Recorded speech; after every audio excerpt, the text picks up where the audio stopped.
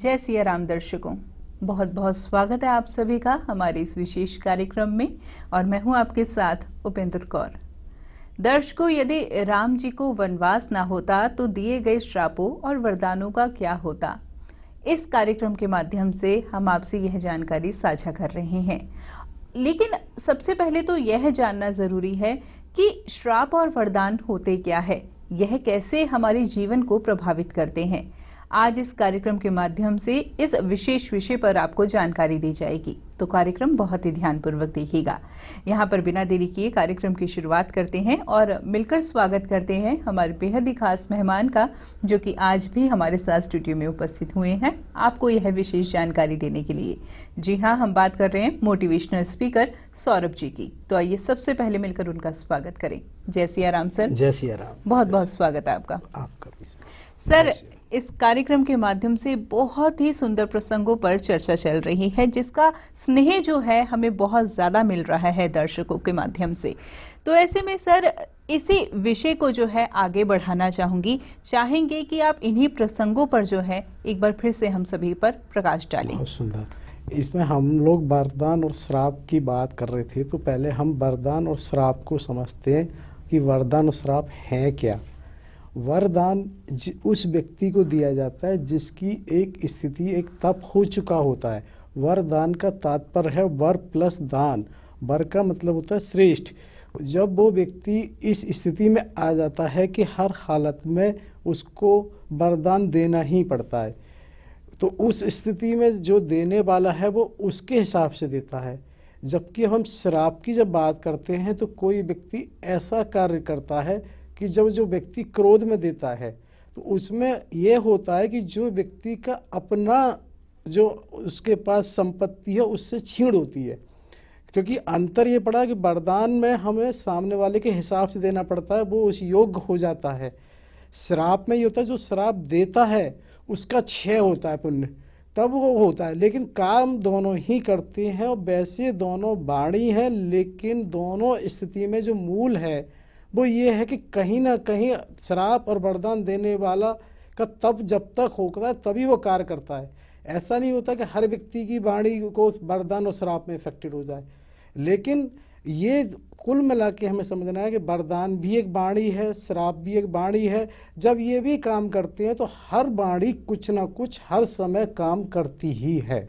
यानी कि हर वाणी जो है हर समय कुछ ना कुछ काम करती है और इस तरीके से जो है वरदान और श्राप कार्य करते हैं। चलिए सर, यह तो हमने बहुत अच्छे से समझ लिया कि वरदान और श्राप क्या है।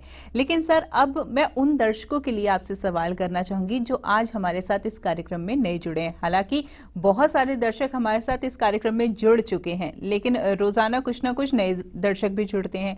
तो ऐसे में कई सारी श्रृंखला इस कार्यक्रम में हम कर चुके हैं। तो ऐसे में सर, जो जानकारी आप इससे पूर्व हमें दे चुके हैं, तो ऐसे में आज जो नए दर्शक हमारे साथ जुड़े हैं उनके लिए वही जानकारी मैं आपसे फिर से जानना चाहूंगी। हमने पहले प्रसंगों में जैसे किया था कि जब इक्ष्वाकु वंश से जब हम शुरू करते हैं, उनके पुत्र सेनजित थे, सेनजित से युवनाश हुए। जब उस दिन ब्रीफ में क्या था, युवनाश जी ने जो तपस्या की थी जिसकी वजह से जो जल उन्होंने पिया था उनसे वो मानधाता हुए। उनका मानधाता नाम इसलिए पड़ा था क्योंकि इंद्र यज्ञ किया गया था और वो युवनाश जी के उससे पैदा हुए थे। तो इंद्र ने ही अपनी उंगली द्वारा उनको तृप्ति की थी, जिससे उनका मानधाता नाम पड़ा। क्योंकि उन्होंने ये बताया था जब मानधाता के समय भी रावण ने आक्रमण किया था तो उन्होंने पशुपतास्त्र का उपयोग किया था। जिस पशुपतास्त्र का उपयोग करने की वजह से रावण ने तुरंत ही स्वीकार किया था कि मैं आपकी शरण में हूँ, मैं आपको ये वचन देता हूँ कि मैं अवध पर कभी आक्रमण नहीं करूँगा। लेकिन क्या होता है कि एक अहंकारी रावण को इतनी आसानी से ये बात स्वीकार करने वाली नहीं थी। कह तो दिया उसने, तो उसके मन में कहीं ना कहीं चलता रहता था, जिसकी वजह से उनके कई पीढ़ियों बाद भी एक अरण वो हुए उसमें पीढ़ी में। तो अरण्य में भी अपना पूरा राज्यकाल पूरा करके वृद्धावस्था में वो सशरीर ब्रह्मलोक जाना चाह रहे थे। तब रावण ने उनको भी युद्ध के लिए ललकारा जिसकी वजह से जब उन्होंने उनको श्राप दिया था कि तुम मेरे निरस्त्र को और मुझे सशरीर जाने ब्रह्मकाल में आप मुझे रोक रहे हो, इसलिए आपको मेरा वंशधर ही वध करेगा, जिसकी वजह से रावण को ये लगा। लेकिन उसके बावजूद भी रावण के प्रयास जारी रहे, जिसके कम से कम 35-40 पीढ़ी बाद राम हुए हैं। तो उससे पहले भी उन्होंने रघु के टाइम पे, जिसको अक्सर करके हम कहते हैं रघुवीर, रघुवंश, बार बार रघु की बहुत चर्चा आती है कि बहुत ज़्यादा वो थे, क्योंकि वो ये समझ रहा था कि भाई आक्रमण मुझे नहीं करना है। लेकिन ऐसा नहीं है कि मुझे प्रयास नहीं किया, भाई उसने अपने वचन को निभाया, आक्रमण नहीं किया। लेकिन वो रघु के दरबार में द्वंद्व युद्ध के लिए गया था। उन्होंने द्वारपाल के माध्यम से खबर भेजी, लेकिन वहाँ महामात आए। उन्होंने कहा कि रघु किसी काम से गए हुए हैं, दशग्रीव यदि आपकी युद्धेच्छा है तो अन्य किसी समय आना, तब वो पूरी करेंगे। अब इसमें क्या होता है, क्योंकि वो एक दशग्रीव है तो उसे कहीं ना कहीं अहंकार को एक ठेस मिली कि भाई मैं इच्छा से आया। आया का मतलब होता है कहीं ना कहीं एक तरह से कह सकते हैं भिखारी, और उस व्यक्ति को एक मान सम्मान ना मिले, आपको दरवाजे से लौटा दिया, फिर कभी आना आप, तो निश्चित रूप से कहीं ना कहीं एक ठेस पहुंचती है। तो उसके कारण से उन्होंने महामातु से कहा कि एकमात्र चक्रवर्ती सम्राट मैं हूं, और इसकी वजह से रघु से कहना कि वो मुझे कर भेजें। जब महाराज रघु आए, उनको बताया गया, तो उन्हें रावण की गर्भोक्ति पर बड़ा वो हुआ। उन्होंने कहा अच्छा मैं कर देता हूं। तब उन्होंने नारायण शस्त्र का उपयोग किया था। नारायण शस्त्र के उपयोग में तुरंत वहाँ वो रावण, क्योंकि शस्त्रज्ञ का बहुत अच्छा ज्ञाता है, तो वो सब चीज़ समझता है किसको कैसे करना है। उसका विरोध जितना किया जाता है वो उतना ही और प्रभावी होता है। उसके निष्प्रभाव करने का एक ही तरीका होता है कि आप उसके सामने सरेंडर कर दें, समर्पण कर दें, जिसकी वजह से उसने एक घोषणा करा दी सबको कि भाई कोई इसका विरोध नहीं करे, रथों से उतर के नीचे आके सगे हम महाराज रघु की शरण में हैं। ऐसा करने की वजह से ही वो शांत हुआ। लेकिन अब उसे समझ में आ गया था कि भी इनसे हम ऐसे नहीं जीत सकते, लेकिन फिर भी क्योंकि वो अहंकारी है तो मन तो उसका नहीं माना। उसके बाद भी उसने फिर महाराज अज हुए दशरथ जी के पिता, तब वो फिर प्रयास किया उन्होंने। जब वो वहाँ पर सरयू नदी में अपना एक स्नान दान कर रहे थे, स्नान के बाद क्रिया, तो वहाँ उन्होंने एक चीज़ देखी कि उन्होंने एक जल लिया और कुछ पश्चिम दिशा की 1 योजन दूरी पे कुछ फेंका। तो उससे नहीं रहा, वो ब्राह्मण के वेश में वहाँ गए थे, तो चुप देखता रहा। जब उनकी पूरी क्रिया हुई, बाहर आए, तब उन्होंने पूछा महाराज मुझे ऐसा ध्यान नहीं पड़ता कि इस समय कोई ऐसी क्रिया होती है जो अभी आपने की, मैं उसे समझ नहीं पाया, आप उसके बारे में मुझे बताएं। महाराज ने उसे विप्र कहा तो उनको प्रणाम किया, विप्रवर प्रणाम, क्योंकि वो विप्र रूप में थे। लेकिन उन्होंने बताया कि इस तरह से ब्राह्मण देवता, ये हर राजा का कर्तव्य होता है, उसके राज्य में कोई भी प्राणी है वो बिल्कुल सुरक्षित और उस तरह से रहे। जिसकी वजह से एक सिंह ने एक गाय पर आक्रमण किया था, उसने मदद के लिए ये वो की, तो मेरे को यहाँ से ही 1 योजन दूरी पर पश्चिम दिशा में वो जल से मैंने उस सिंह का वध किया। विप्रवर उसको लगा ऐसे कैसे हो सकता है, लेकिन उस समय उन्होंने कहा अच्छा मैं चलता हूँ। तो उस समय महाराज अज ने उनसे ये भी कहा कि मेरा आतिथ्य स्वीकार करें, राजमहल चलें। लेकिन उन्होंने कहा नहीं फिर कभी होगा, अब तो मैं चलता हूँ। उसने क्या किया कि वो उसी तरफ वहाँ गया जिस तरफ उन्होंने बताया कि 1 योजन दूरी पे पश्चिम दिशा में।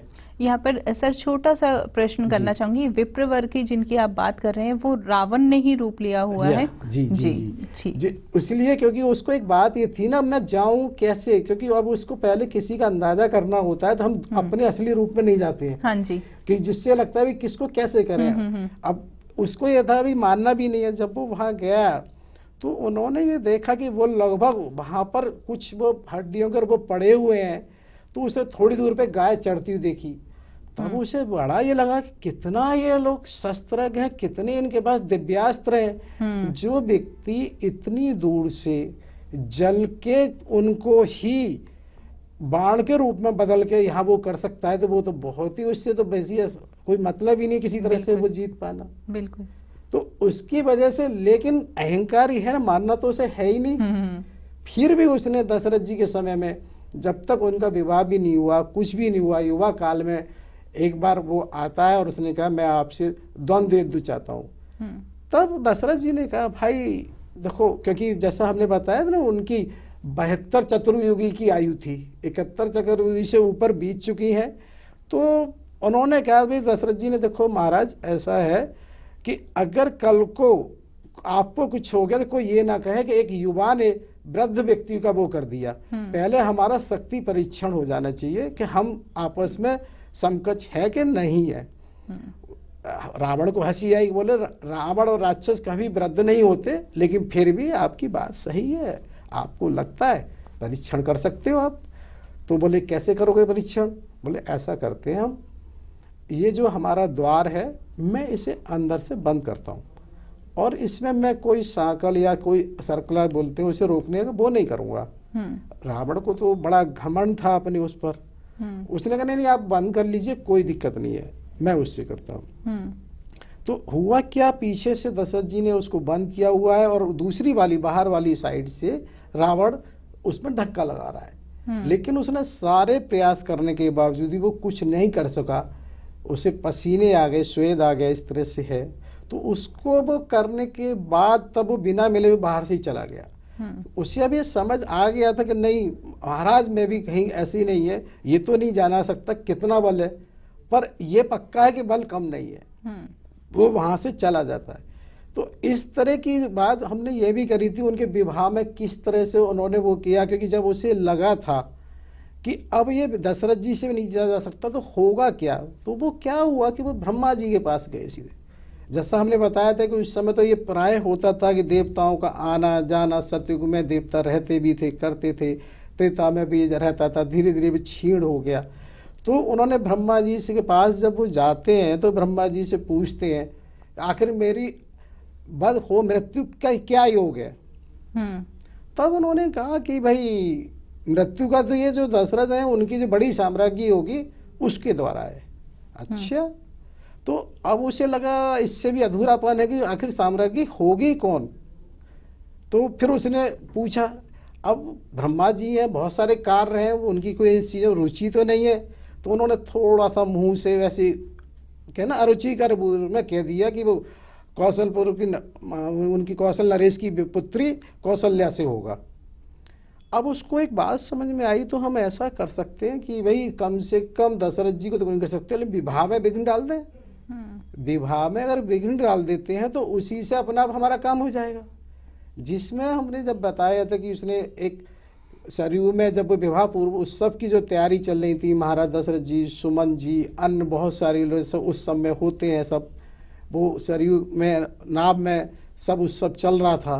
तो उन्होंने अपनी माया भी वो थे रावण, तो उन्होंने क्या किया, एक अंधकार और अंधड़ पैदा किया, जैसे कभी कभी होता है ना, आ जाता है। तो उसमें हुआ ये कि उन्होंने सारी नावों को डुबा दिया।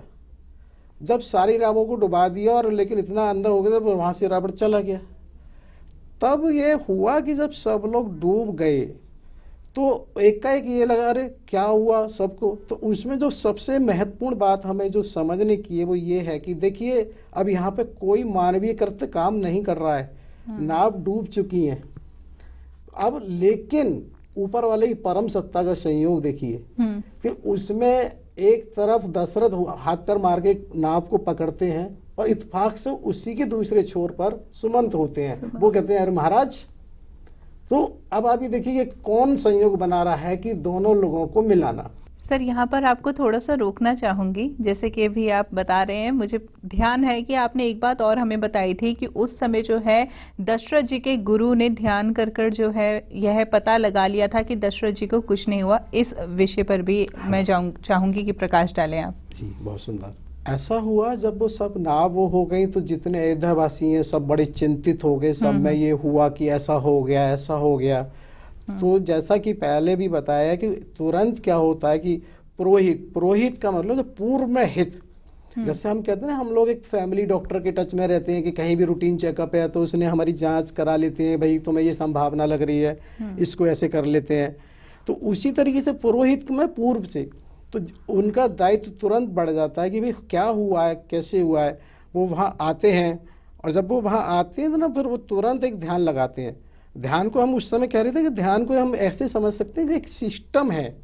वो सिस्टम क्या है, जैसे आजकल हम कंप्यूटर मोबाइल को कहते हैं कि एनी डेस्क वाला सिस्टम कर लेते हैं कि वो कहीं ना कहीं एनी डेस्क पे हमने सिस्टम दिया और वो एनी डेस्क पे क्या होता है, सब चीज़ हमारी टच हो जाती है। उसी तरह से उन्होंने ध्यान लगाया और सबसे कहा कि कोई चिंता की बात नहीं है, महाराज जीवित हैं, सुमंत के साथ हैं और वो महारानी कौशल्या को लेके ही आएंगे और उनका कन्यादान समारोह यहीं होगा।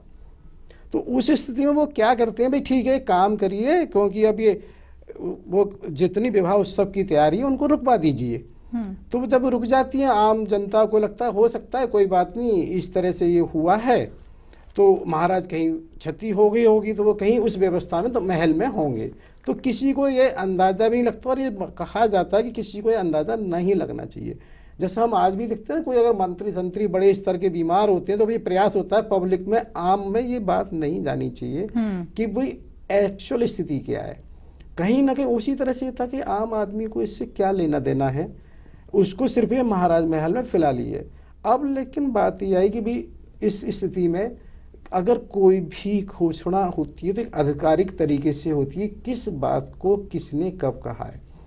तब उन्होंने एक घोषणा कराई, महामंत्रियों ने घोषणा की थी कि इस हमारे कुलगुरु श्री वशिष्ठ जी ने ये घोषणा की है कि अभी वर्तमान में जो घटना घटी उसको अपशकुन मानते हुए सारे विवाह उत्सव की तैयारी रोकी जाती है, और समय आने पर महाराज जी का महाराज जी का दशरथ जी महाराज का यहीं पर विवाह समारोह बाद में होगा, जिसमें कौशल्या नरेश आके यहाँ पर ही कन्यादान करेंगे, जिसकी घोषणा क्योंकि होने के बाद ये हो गया।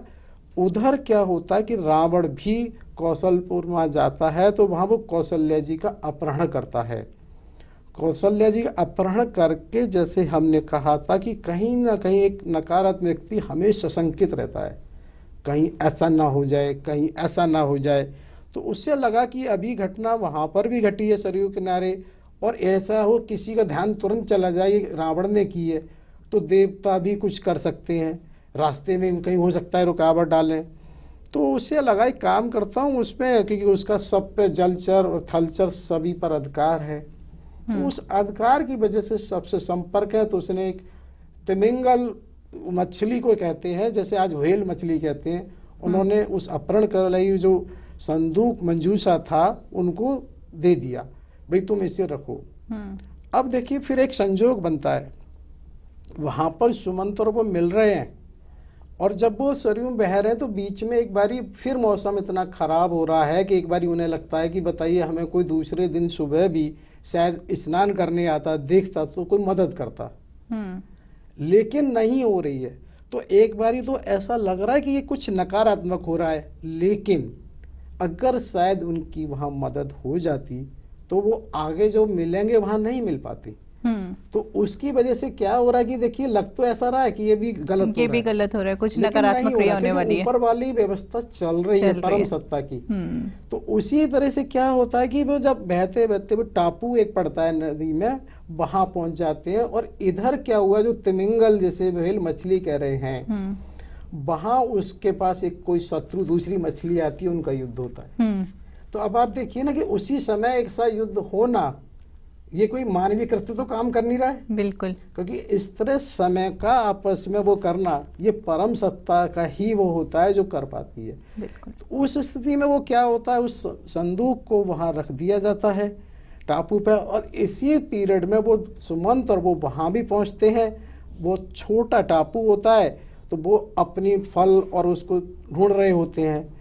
तो इधर क्या होता है, दशरथ जी को लगा है कि इस मंजूषा ऐसे सुनसान वाले टापू पर कैसे हो सकता है, कुछ तो वजह है। तो वो वहाँ जाके देखते हैं तो उन्हें आसानी से नहीं खुला। तो जैसा होता है भाई महाराज हैं तो महाराज को कहाँ इन चीज़ों किया, उन्होंने सुमंत को आवाज़ दी। सुमंत आए, जब उन्होंने दोनों ने खोला, अरे इसमें तो कोई वो है, कन्या है, और जिसको श्रृंगार और उससे लग रहा है अपहरण हुआ है विवाह पूर्व, उसमें वैसे खाद और वो सामग्री भी है। फिर सुमन जी ने उनसे परिचय पूछा है। उन्होंने कहा कि इस समय हम ऐसी स्थिति में हैं, कोई लज्जा नहीं करनी चाहिए। उन्होंने बताया कि मैं इस तरह से कौशल्या नरेश की पुत्री कौशल्या हूँ, और मेरा ये वागदान समारोह हो चुका था, और मुझे नहीं पता कि कैसे क्या हुआ, क्योंकि किसी ने निद्रा के आगोश में ऐसा हुआ। बस ये मालूम है बीच में मैं कहीं हिलते हुए नजर आ रही थी, लेकिन अब बहुत देर से ऐसा यहाँ हुआ है। तो जब उन्होंने परिचय दिया, सुमन तुरंत पहचान गए। फिर उसके बाद सुमन जी ने महाराज का परिचय दिया। तब उन्होंने ये बताया कि महारानी ऐसे ऐसे ऐसे में लज्जा से अब काम नहीं चलेगा, इसको हमें समझना है कि हम आपको ऐसे भी नहीं छोड़ सकते। यहाँ ये निश्चित है कभी भी कोई व्यक्ति आ सकता है, जिसने आपको यहाँ पहुँचाया है वो ऐसा तो है नहीं संदूक को लेने नहीं आए। अब संदूक को जब लेने आएगा तो फिर ये तो इसी पीरियड में वो क्या करते हैं कि भाई हमारे शास्त्रों के और संस्कार के हिसाब से किसी कन्या और पुरुष को पास में बैठने का नहीं बनता है। लेकिन अब और विकल्प भी क्या है, तो वो क्या करते हैं उसी समय एक अग्नि, उस समय पत्थर वगैरह ऐसे तो उनसे अग्नि प्रज्वलित करके उनका पाणिग्रह संस्कार कराते हैं। हाथ को एक तरह से एक दूसरे के हाथ में ना पाणिग्रह होता है, तो उसको जब वो पाणिग्रह संस्कार करा देते हैं तब उस समय फिर आपस में ये बात होती है, एक काम करते हैं अब इस समय कोई विकल्प नहीं है, जो ये वर्तमान में मंजूषा है इसी में फिर तीनों लोग बैठते हैं। ये इधर क्या होता है कि रावण था, उसे तो लगा मेरे तो दोनों काम हो गए। वो ब्रह्मा जी के पास फिर जाता है कि मैंने आपकी जो भी थी सृष्टि प्रावधान सब बदल दिया है, और अब आप देखना मुझे लगता है नया ब्रह्मा एक पैदा करना पड़ेगा, और आपको भी रिटायरमेंट की ज़रूरत है, आपको भी अवकाश की ज़रूरत है, क्योंकि अहंकार ही तो इसलिए था। पूर्व में उनके यहाँ यम भी है, काल भी है, सब लोग उनके यहाँ बंदी हैं। हालांकि वो सब बंदी इसलिए हैं क्योंकि सबकी मजबूरी थी, ब्रह्मा जी ने जो किया है उसको सबको मानना होता है। जैसे हमारे अथॉरिटीज होती है ना कि अगर संसद ने कोई नियम बनाया तो भी सब पे लागू होता है, यदि सुप्रीम कोर्ट ने कोई कानून वो पास किया तब भी सबको मानना है। उसी तरह से एक व्यवस्था के अंतर्गत सबकी मजबूरी होती है, ऐसा नहीं है वो असहाय हैं, असहाय इसलिए हैं क्योंकि उन्हें मानना पड़ेगा।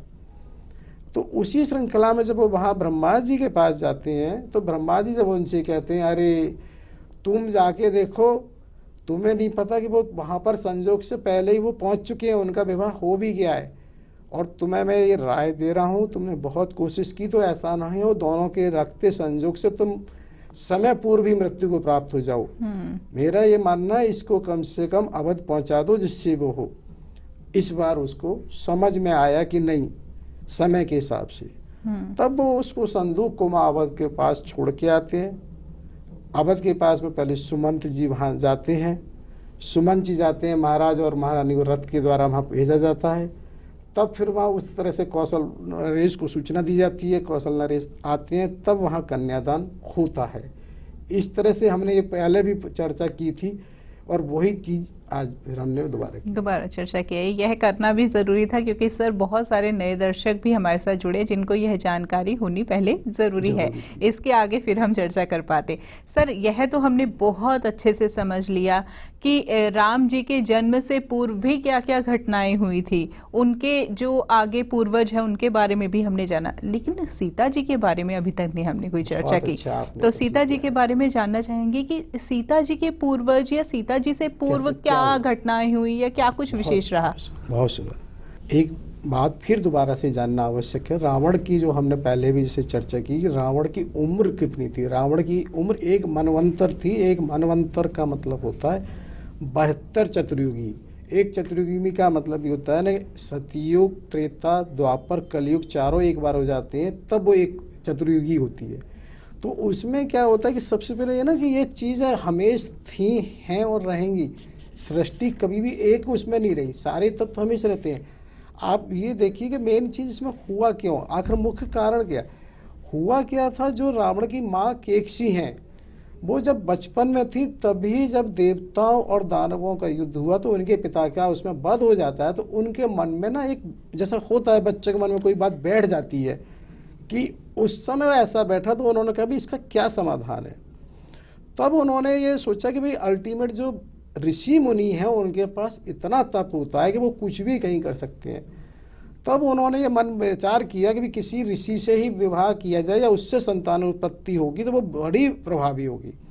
तो उसकी वजह से वो ब्रह्म ऋषि के पुत्र पुलस्त जी के जो बेटे विसर्वा थे उनसे विवाह किया। हालांकि विसर्वा जी के 3-4 पत्नियां थीं, जिसमें ये माना जाता है कि ये रावण, कुंभकर्ण, विभीषण, शूर्पणखा, केकसी से थे, और बाकी अन्य जो कुबेर का आता है उनका भाई था वो उनमें से था, और इधर ये अहिरावण और भूरावण और ये जो आते हैं महिरावण, ये अन्य से थे।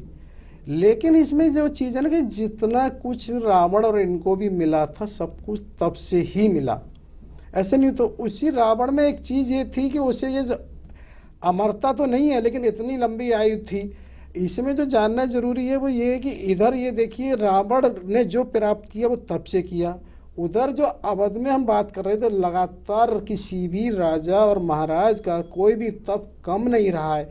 वहाँ वो लोग बदलते रहे और कहीं ना कहीं रावण का भी वो चलता रहा, और उसी श्रृंखला की वजह से दोनों तरफ ये रहा कि उसने भी प्रयास कभी भी कम नहीं किए। ये ठीक है कि उन्होंने उनको वचन दिया था मानधाता को आक्रमण नहीं करने का, तो उन्होंने आक्रमण नहीं किया, क्योंकि आक्रमण और उसमें फ़र्क होता है कि वचन का तो निर्वहन किया है उसने, लेकिन अल्टीमेट उसने उसको स्वीकार भी नहीं किया, क्योंकि हार स्वीकार करना उसके लिए संभव नहीं है, क्योंकि वो उस कारण को ख़त्म करना चाहता था जिस कारण से उसकी मृत्यु हो सकती है।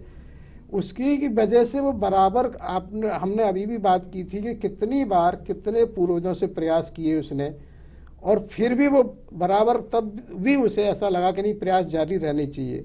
तो उन स्थितियों में ये नहीं सोचा जा सकता कि वो आगे भी नहीं करेगा। बिल्कुल सर, बहुत ही विशेष जानकारी आज भी इस कार्यक्रम के माध्यम से आपने हमसे साझा की, और यह जानकारी आज भी आपसे इसलिए जानना बहुत ज़रूरी था क्योंकि आज भी हमारे साथ जो है बहुत सारे नए दर्शक जुड़े जिन्हें यह समझ जानकारी होना बहुत ज़रूरी है, तभी इसके आगे हम चर्चा कर पाएंगे। इस कार्यक्रम की अगली श्रृंखला में हम आपसे बहुत सारी विशेष जानकारी प्राप्त करेंगे क्योंकि वक्त अब इस कार्यक्रम में हमें इजाज़त और नहीं दे रहा है। आपने अपना कीमती समय दिया, उसके लिए बहुत बहुत धन्यवाद। जय सिया राम। जय सिया राम। जय सिया राम। आप हमारे संतवाणी चैनल को सब्सक्राइब करें, वीडियो को लाइक करें, शेयर करें, और हाँ, बेल आइकन पर क्लिक करना बिल्कुल ना भूलें ताकि हमारी किसी भी वीडियो की सूचना सबसे पहले आपको मिले।